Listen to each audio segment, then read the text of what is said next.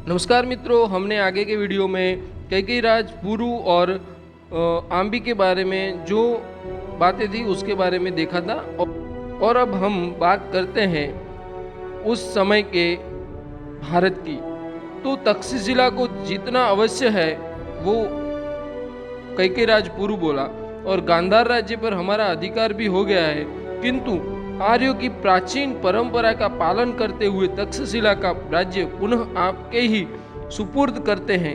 कैकेयी गंभीरता से बोलते हैं ऐसा, और जो राज आम्बी थे वो इसको पूरी खामोशी से सुनते हैं। गांधार नरेश कैकेयी बोले, आपने अपनी पराजय स्वीकार कर हमारी शरण ली है।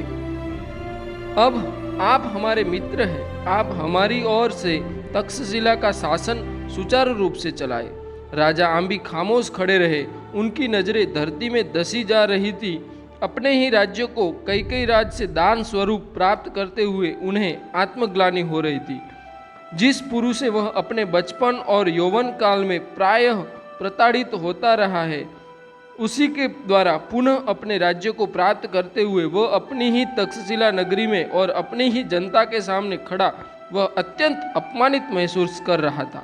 पुरु ने आम्बी की मनोस्थिति को भांपकर स्थिति को संभाला और कहा, मैं मित्रता चाहता हूँ गांधार नरेश आम्बी, आप ससमान शासन संभालिए और राज्य की रक्षा कीजिए, अपना शासन ग्रहण कीजिए। पुरु ने अपने बराबर में खाली सिंहासन पर अपने हाथों से आम्बी को बिठाया। आम्बी ने कैकेयी पुरु की अधीनता स्वीकार करके पुरु को आश्वस्त करने का प्रयास किया कि उसका शासन पूरी तरह उसके प्रति वफादार है और वह अब किसी प्रकार भी पुरु की शक्ति से बाहर नहीं है। आम्बी के आचरण से कैकेयी पूरी तरह संतुष्ट था। दूसरी ओर आम्बी के हृदय में अपमान की ज्वाला जल रही थी, जिसे कैकेयी महाराज ने प्रज्वलित किया था, और वो कैकेयी से बदले की भावना सोच रहे थे। एक दिन आम्बी को पता चला कि सिकंदर आसपास के देशों को विजित करता हुआ भारत की ओर बढ़ रहा है। उसने सोचा कि जो सिकंदर विश्व की बड़ी बड़ी सेनाओं को हराता हुआ आ रहा है, उससे उलझना ठीक नहीं है और उसका सामना करने की बजाय उससे मित्रता की जाए, क्योंकि मित्रता करने वाले देशों पर सिकंदर केवल अधीनता कर लगाता है, उन पर आक्रमण नहीं करता था। दूसरी ओर मैं उसे कैकेयी राज्य पर आक्रमण करने का सुझाव दे पुरु पर आक्रमण करवाकर उससे अपने अपमान का बदला भी ले सकता हूँ। राज दरबारियों ने आम्बी के विचार के साथ सहमति जताई। आम्बी ने सोमश्रवा नामक दूत सिकंदर के पास अपनी संधि के लिए तथा कैकेयी पुरु पर आक्रमण करने के लिए प्रेरित करने भेजा। भारतवर्ष की उत्तर पश्चिमी सीमा पर उस समय अनेक पहाड़ी जातियां अपना अपना वर्चस्व स्थापित करने के लिए आपस में उलझती रहती थी।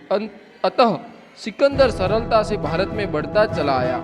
पहाड़ी राजाओं में केवल असक्किनी जाति ऐसी थी जिसने मसाग्गा नामक स्थान पर सिकंदर की सेना को जबरदस्त टक्कर दी, परंतु वे सिकंदर की सेना के सामने अधिक समय तक टिक न सके, क्योंकि सिकंदर की सेना बहुत ही बड़ी सेना थी, इसलिए उनके सामने कोई भी सेना टिक पा नहीं सकती थी।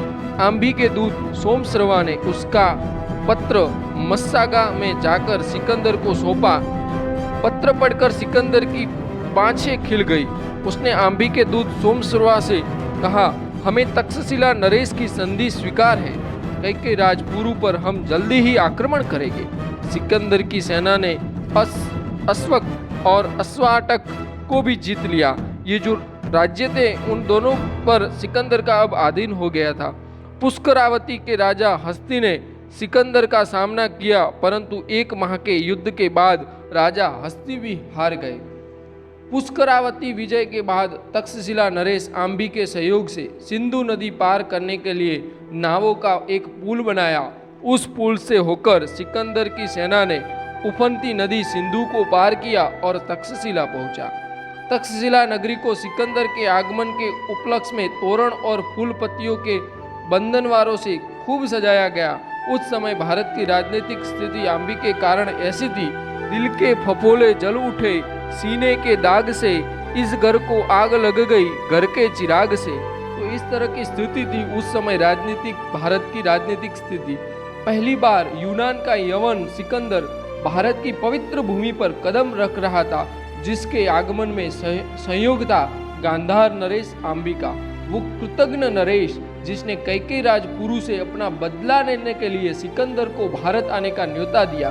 और उसी के साथ भारत की जो स्थिति थी वो उसमें कुछ बदलाव शुरू हुए और उसी समय एक भारत का महान योद्धा जो कैकेयी राजपुरु उस सामने आया और उसने भारत की रक्षा के लिए अपना सर्वस्व न्योछावर किया।